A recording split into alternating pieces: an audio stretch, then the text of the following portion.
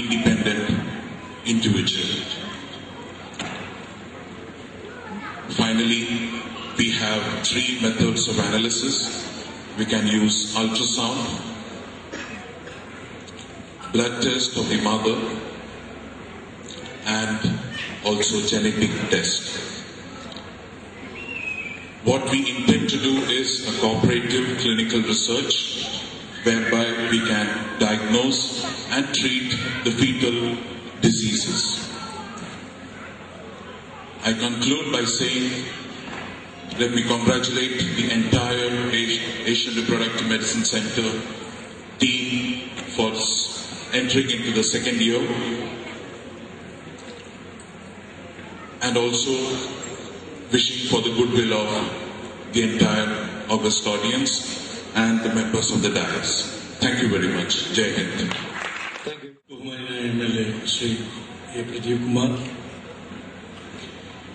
നമ്മളെയൊക്കെ ചിരിക്കുകയും ചിന്തിപ്പിക്കുകയും ചെയ്യുന്ന മലയാളത്തിലെ പ്രശസ്തനായ ശ്രീ ശ്രീനിവാസൻ അവർ, വേദിയിലുള്ള ഈ പറയുന്നതൊക്കെ ഡോക്ടർമാരായതുകൊണ്ട് എല്ലാവരുടെയും പേരിൽ ഒരു ഡോക്ടർ കൂട്ടുന്നില്ല. ശ്രീ ആസാദ്, ശ്രീ ഫസൽ ഗഫൂർ, ശ്രീ മുഹമ്മദ്, ശ്രീ കുഞ്ഞുമൊയ്തീൻ, ശ്രീ പ്രഭാകരൻ, ശ്രീമതി ലളിത, ശ്രീ നാരായണൻ, മറ്റ് വേദിയിലെ സദസ്യനുള്ള സുഹൃത്തുക്കൾ, ചികിത്സാരംഗത്ത് ഒരുപാട് മാറ്റങ്ങൾ വന്നുകൊണ്ടിരിക്കുന്നതിന് നമ്മളൊക്കെ അനുഭവ സാക്ഷികളാണ്. നൂതനങ്ങളായ നിരവധി കണ്ടുപിടുത്തങ്ങൾ മനുഷ്യരുടെ ആരോഗ്യ സംരക്ഷണ രംഗത്ത് വലിയ നേട്ടങ്ങളും നന്മകളൊക്കെ നൽകിക്കൊണ്ടിരിക്കുന്നു. ദിനംതോറും എന്നോണം പുതിയ പുതിയ കണ്ടുപിടുത്തങ്ങൾ ഉണ്ടായിക്കൊണ്ടിരിക്കുന്നു, പുതിയ ചികിത്സാ രീതികൾ ഉണ്ടായിക്കൊണ്ടിരിക്കുന്നു, പുതിയ മരുന്നുകൾ കണ്ടുപിടിച്ചുകൊണ്ടിരിക്കുന്നു. ഇങ്ങനെ ചികിത്സയില്ലാത്ത രോഗങ്ങളൊന്നും തന്നെ ഇല്ലാത്തൊരവസ്ഥയിലേക്ക് വന്നു. പരമാവധി ആയാസമുള്ള ചികിത്സാ രീതികൾ ആശ്രയിക്കാൻ നമ്മളൊക്കെ താല്പര്യപ്പെട്ടുകൊണ്ടിരിക്കും. ഇതാണ് ഇപ്പോൾ കോഴിക്കോടിന് കഴിഞ്ഞ ഒരു വർഷമായി ARMC നൽകിക്കൊണ്ടിരിക്കുന്ന സേവനം.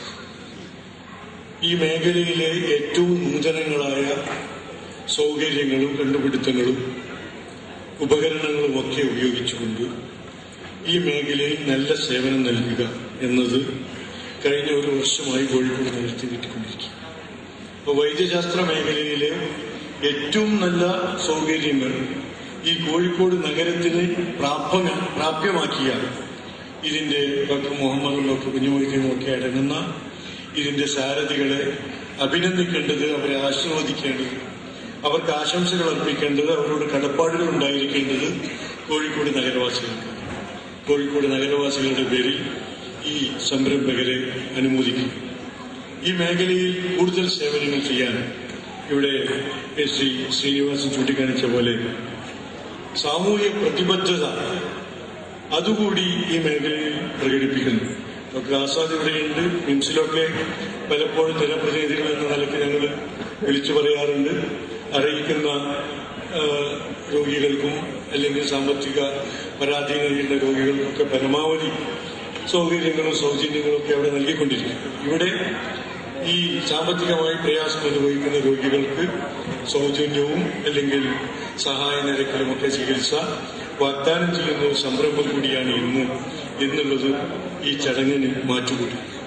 ഇതുപോലെ ഒരു സ്വകാര്യ ചടങ്ങിന് ഇത്രത്തോളം ജനപങ്കാളിത്തം കാണിക്കുന്നത് തന്നെ ഈ സംരംഭത്തിന് എത്രത്തോളം ജനങ്ങൾക്കിടയിൽ സ്വീകാര്യത ഉണ്ടായിട്ടുണ്ട് എന്നതിന് തെളിവാണ്. നമുക്കറിയാം, ദാമ്പത്യം പൂർണ്ണമാകണമെങ്കിൽ അവിടെ കുഞ്ഞുങ്ങൾ വേണം. ആ കുഞ്ഞുങ്ങളുടെ എണ്ണത്തിൽ പലപ്പോഴും സർക്കാരുകളും നമ്മളും തമ്മിലൊക്കെ തർക്കമുണ്ടാവും. എന്നിരുന്നാൽ പോലും കുഞ്ഞുങ്ങളോ വേണം. അതില്ലാത്ത ദമ്പതിമാർക്ക് അതിന്റെ പ്രയാസങ്ങൾ മനസ്സിലാകും. അങ്ങനെ പ്രയാസപ്പെടുന്ന ദമ്പതിമാരോട് ഐക്യദാർഢ്യം പ്രകടിപ്പിക്കാനാണ് ഈ വേദിയിലുള്ള കുട്ടികളുള്ള എല്ലാ ദമ്പതിമാരും അവരുടെ ഭർത്താക്കന്മാരോ ഭാര്യമാരോ ഇവിടെ സമീപിക്കുന്നത്. അപ്പൊ സമൂഹത്തോട് ഐക്യദാർഢ്യം പ്രകടിപ്പിക്കുക എന്നതുകൂടി ഈ ചടങ്ങ് ഉദ്ദേശിക്കപ്പെടുന്നു. ഏതായിരുന്നാലും കഴിഞ്ഞ ഒരു വർഷത്തിനുള്ളിൽ ഈ കോഴിക്കോട്ട് നടത്തിയ സംരംഭം വിജയപ്രദമായിരുന്നു. കൂടുതൽ ഉയരങ്ങളിലേക്കും വിജയങ്ങളിലേക്കും കുതിച്ചു കയറാൻ ഈ സംരംഭത്തിന്, ഈ സ്ഥാപനത്തിന് സാധിക്കുമാറാകട്ടെ. സർവശക്തൻ അതിന് അനുഗ്രഹം നൽകുമാറാകട്ടെ എന്ന് ആശംസിച്ചുകൊണ്ട് ഉപസംഹരിക്കുന്നു. ജയ് ഹിന്ദ്.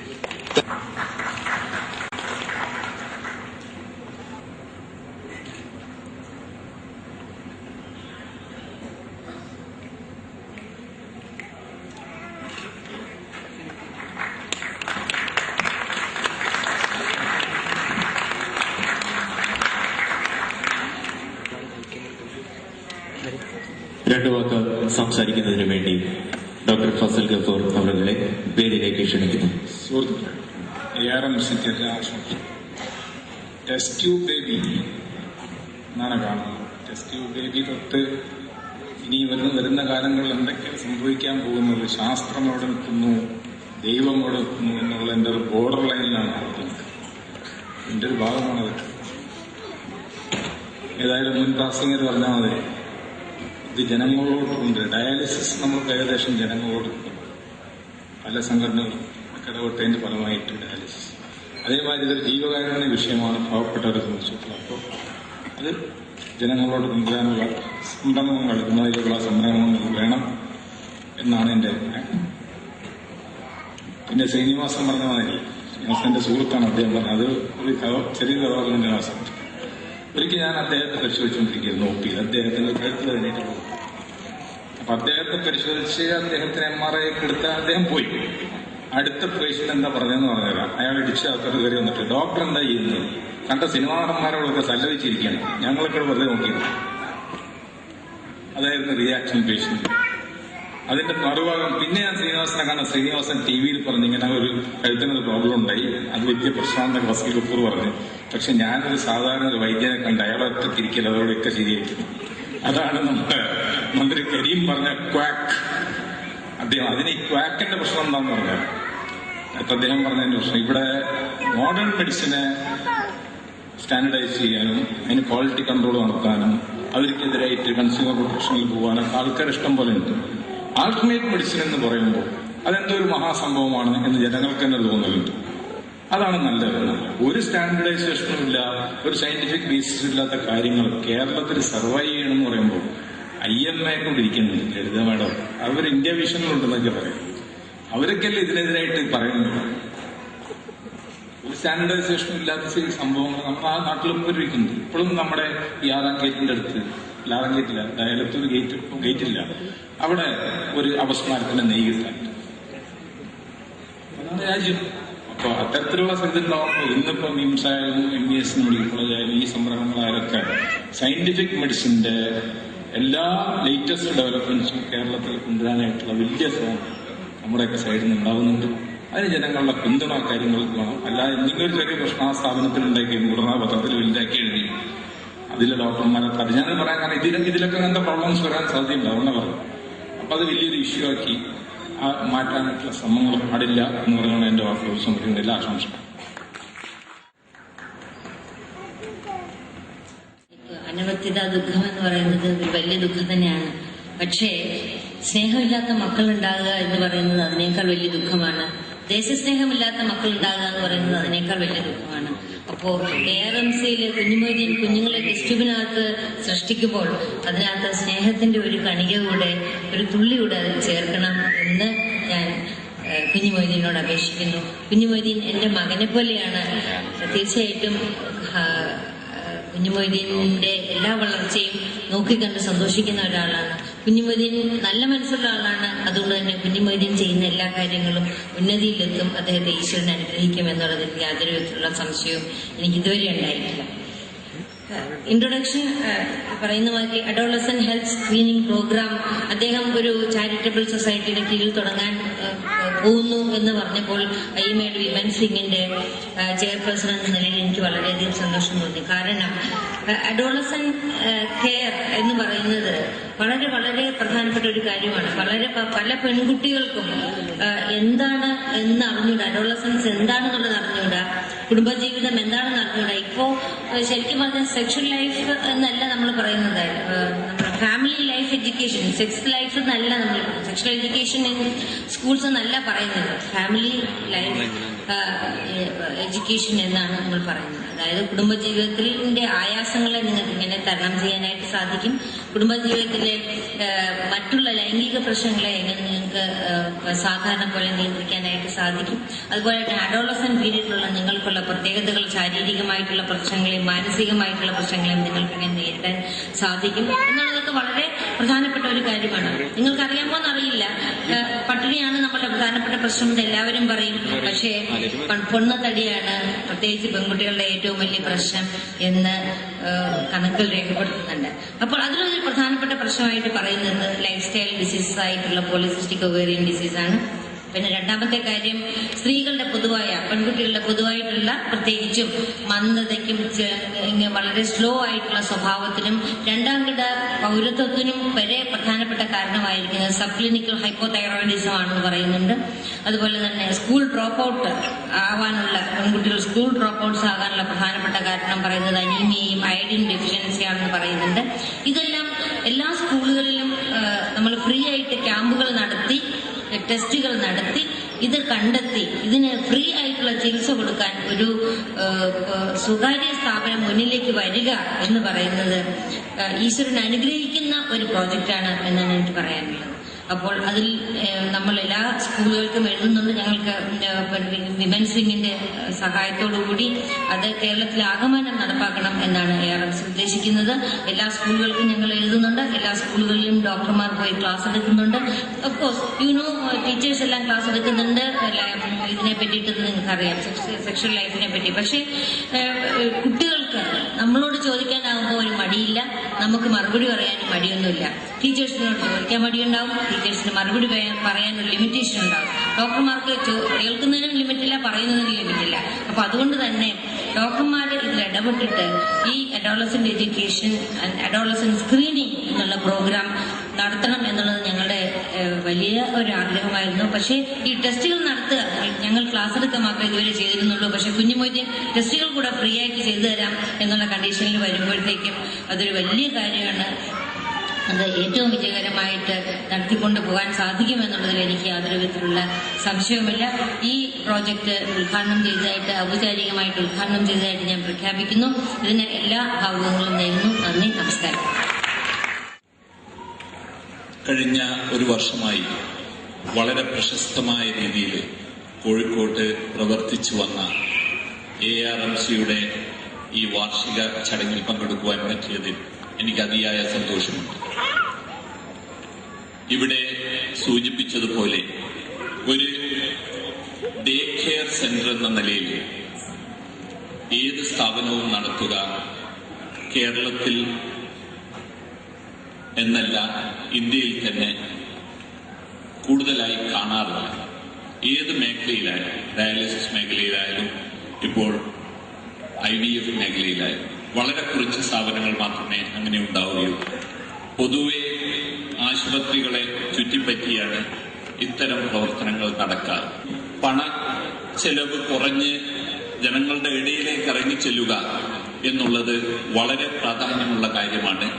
അതിന് ഒരു കാൽവെപ്പ് ഡോക്ടർ മുഹമ്മദിന്റെയൊക്കെ നേതൃത്വത്തിൽ, ഉപദേശത്തിൽ തുടങ്ങിയതിൽ ഡോക്ടർ കുഞ്ഞുമൊയ്തീനെയും അദ്ദേഹത്തിന്റെ മറ്റ് സഹപ്രവർത്തകരെയും ഞാൻ അഭിനന്ദിക്കുന്നു. വൈദ്യശാസ്ത്രം നമുക്കൊക്കെ അറിയാം വലിയൊരു കുതിച്ചുചാട്ടത്തിലാണ്. സ്റ്റെം സെൽ കൾച്ചറിലൂടെ അവയവങ്ങൾ തന്നെ ഇന്ന് ഉണ്ടാക്കാം എന്നുള്ള ഒരു ഘട്ടത്തിൽ നാം എത്തിയിരിക്കുന്നു. ഈ ഒരു മേഖലയിൽ ഡിസൈനർ ബേബീസ് എന്ന് പറയുന്ന നമുക്ക് വേണ്ട കുട്ടികളെ, ആൺകുഞ്ഞ് വേണമെങ്കിൽ ആൺകുഞ്ഞ്, പെൺകുഞ്ഞ് വേണമെങ്കിൽ പെൺകുഞ്ഞ്, അവർക്ക് വേണ്ട കണ്ണിന്റെയും അവരുടെ ചർമ്മത്തിന്റെയും നിറങ്ങൾ തീരുമാനിക്കുവാനുള്ള ആ ഒരു കഴിവ് ഒരു പക്ഷേ കുറച്ചു കാലങ്ങൾക്കകം നമുക്ക് കൈവരിക്കുവാൻ സാധ്യതയുണ്ട്. ഇവിടെ ഫസൽ ഗഫൂർ സൂചിപ്പിച്ചതുപോലെ മനുഷ്യനും ഡോക്ടറും അല്ലെങ്കിൽ ശാസ്ത്രവും തമ്മിലുള്ള ആ ഒരു ഡിഫറൻഷിയേറ്റിംഗ് ലൈൻ വളരെ തിന്നായി വരികയാണ്. പക്ഷേ അതോടൊപ്പം തന്നെ വളരെ വലിയൊരു ബാധ്യതയാണ്, പ്രത്യേകിച്ച് ഈ ഒരു കാര്യത്തിൽ IVF-ൽ ധാർമ്മിക വലിയൊരു റെസ്പോൺസിബിലിറ്റിയാണ് ഡോക്ടർമാർക്കുള്ളത്. ഈ മേഖലയിൽ ചൂഷണത്തിനും അതിരുകടന്ന് പ്രവർത്തിക്കുവാനുമുള്ള സാധ്യതകൾ ഒരുപാടുണ്ട്. അല്ലെങ്കിൽ ആ ഒരു ടെംപ്റ്റേഷൻ അത് ഒഴിവാക്കിക്കൊണ്ട് മുന്നോട്ട് പോകുക എന്നുള്ളതാണ് ഈ മേഖലയിൽ പ്രവർത്തിക്കുന്ന ഓരോരുത്തരും ചെയ്യേണ്ടത്. ARMCയുടെ ചുക്കാൻ പിടിക്കുന്നവർ അതിന് കഴിവുള്ളവരാണ് എന്നെനിക്കറിയാം. വളരെ അടുത്ത സുഹൃത്തുക്കളാണ് അതിൽ ഉൾപ്പെട്ടിട്ടുള്ള ആൾക്കാരൊക്കെ. ഈ ഒരു കാര്യത്തിൽ കഴിഞ്ഞ ഒരു വർഷം ചെയ്ത ഒരു പ്രവർത്തനം കൂടുതൽ സ്റ്റെബിലൈസ് ചെയ്യുവാനും കേരളത്തിന്റെ മറ്റു ഭാഗങ്ങളിലേക്ക്, ഇന്ത്യയുടെ തന്നെ മറ്റു ഭാഗങ്ങളിലേക്കും വിദേശത്തേക്ക് ഇതിന്റെ പ്രവർത്തനങ്ങൾ വ്യാപിപ്പിക്കുവാനുമുള്ള ഈ ഒരു സ്റ്റാൻഡ് അലോൺ കോൺസെപ്റ്റ് വ്യാപിപ്പിക്കുവാനുമുള്ള കഴിവ് സർവശക്തൻ നൽകട്ടെ എന്ന് ആശംസിച്ചുകൊണ്ട് ഞാൻ എന്റെ വാക്കുകൾ അവസാനിപ്പിക്കുന്നു. ജയ് ഹിന്ദ്. പ്രിയപ്പെട്ട ഈ സദസ്സിലെ എൻ്റെ ഗുരുകുതരെ, സായന്തനത്തിന്റെ താരമായ ശ്രീ ശ്രീനിവാസൻ, നമ്മുടെ തന്നെ MLA ആയ സലാം അവറുകളെ, മറ്റു വിശിഷ്ട വ്യക്തികളെ,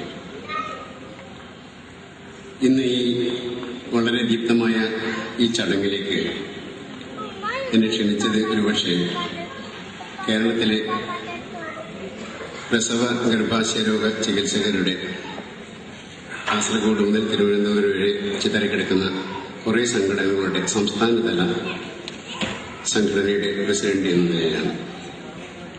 എൻ്റെ BSc 3 വർഷങ്ങളിലെ സഹപാഠി ഡോക്ടർ മുഹമ്മദ് ഇവിടെ IVF-നെയും മിക്സിയെയും എങ്ങനെ നിങ്ങളോട് പറയേണ്ടു എന്നറിയാതെ കുറച്ച് വിഷമിക്കുന്നു കണ്ടു. അദ്ദേഹം എന്നോട് ചെറിയ സഹായം ആവശ്യപ്പെട്ടിട്ടുണ്ട്. ഞാൻ ഏതായാലും എൻ്റെ സുഹൃത്ത് കുറെ കാലങ്ങളായിട്ട് 40 കൊല്ലത്തിന് ശേഷം ഒരു സുഹൃത്തിന് ആവശ്യം പറഞ്ഞതാണ്. ഞാനത് നിർവഹിക്കാൻ ഉദ്ദേശിക്കുകയാണ്. ഒരു പുരുഷ ബീജത്തിന് നമ്മൾ ഒരു തറവാട്ടിലെ പ്രായം ആയി നിൽക്കുന്ന ഒരു ആൺകുഞ്ഞും സ്ത്രീ ബീജത്തിന് വേറൊരു തറവാട്ടിലെ യുവതിയുമായി സങ്കല്പിക്കുകയാണെങ്കിൽ ഈ 2 തറവാട്ടുകാർക്ക് ഒരു ചെറിയ ആഗ്രഹം, കുട്ടികളോട് പറഞ്ഞിട്ടില്ല, പക്ഷെ അവരെ ഒന്നിപ്പിക്കണമെന്നുള്ളൊരാഗ്രഹം. അപ്പം അവരെന്താ ചെയ്യാം? അവരെ ചില വേദികളിലും വേളകളിലും ഇവരെ ഒന്നിച്ചു കഴിയാൻ സമ്മതിച്ചിട്ട് അവർക്ക് സ്വാഭാവികമായ ആകർഷണം ഉണ്ടായിട്ട് യോജിക്കട്ടെ എന്ന് ആഗ്രഹിക്കുക. അതായത് പുരുഷബീജത്തെയും സ്ത്രീബീജത്തെയും, പുരുഷബീജം സ്ത്രീബീജത്തിലേക്ക് നമ്മുടെ തന്നെ ശക്തി ഉപയോഗിച്ചിട്ട്, ശ്രമം ഉപയോഗിച്ചിട്ട് കടത്തിവിടുന്നതിനാണ് ഇക്സി എന്ന് പറയുന്നത്. അവിടെ പ്രകൃതിപരമായ ശക്തികൾക്ക് യാതൊരു പ്രസക്തിയുമില്ല.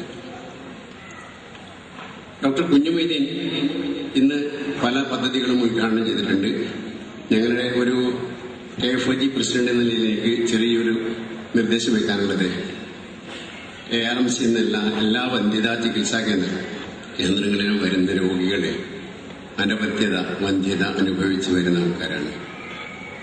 അപ്പോൾ അവരെ, ഈ രോഗികളെ 3 തരമായിട്ട് വർഗീകരിക്കാം. ഒന്ന്, സമൂഹത്തിന്റെ വളരെ ഉയർന്ന ശ്രേണിയിൽ ഇത്തരം ചികിത്സയ്ക്ക് എത്ര പൈസ വേണമെങ്കിലും ചെലവാക്കാൻ വിഷമമില്ലാത്ത ആൾക്കാർ, അവരെടുത്ത് നിങ്ങൾ എത്ര പൈസ വേണമെങ്കിലും ചാർജ് ചെയ്തു. രണ്ടാമത്തെ ശ്രേണി സാധാരണക്കാർക്ക്, വേണ്ടി വന്നാൽ ഇവരുടെ ഫുൾ ചാർജ് കൊടുക്കാൻ പറ്റുന്ന ആൾക്കാർക്ക് അവരുടെ അടുത്തും ചാർജ് ചെയ്യും. പക്ഷേ ഈ താഴെത്തട്ടിലുള്ള ആൾക്കാർക്ക് ഈ വന്ധ്യതാ ചികിത്സയ്ക്ക് ഉപകരിക്കുന്ന ഉപകരണങ്ങളും മരുന്നുകളും ഒക്കെ വാങ്ങിക്കുമ്പോൾ കുറെ കമ്പനികളൊക്കെ അവർക്ക് കുറെ ഔദാര്യങ്ങളും കുറേയധികം ഇളവുകളൊക്കെ അനുവദിക്കുന്നുണ്ട്. ഈ ഇളവുകളിൽ നല്ലൊരു ശതമാനം ഈ താഴേക്കടിയിലുള്ള വന്ധ്യതയുള്ള ദമ്പതികൾക്ക് കൈമാറാൻ പറ്റുന്ന തരത്തിലുള്ള ഒരു വ്യവസ്ഥ നിങ്ങളുടെ ഈ ഫൗണ്ടേഷന്റെ നിയമാവലിയിൽ എഴുതി ചേർക്കുകയാണെങ്കിൽ അതായിരിക്കും ഇതിന്റെ മുന്നോട്ടുള്ള സുഗമമായ നടത്തിപ്പിന് ഏറ്റവും നല്ലത് എന്ന് ഞാൻ കരുതുകയാണ്. ഈ ചെറിയ നിർദ്ദേശം നിങ്ങൾ പരിഗണിക്കണമെന്ന അപേക്ഷയോടെ ഈ സായന്തനത്തിൽ ഈ ഒരു അവസരം തന്നതിന് നന്ദി പറഞ്ഞുകൊണ്ട് അവസാനിപ്പിക്കുന്നു. നമസ്കാരം.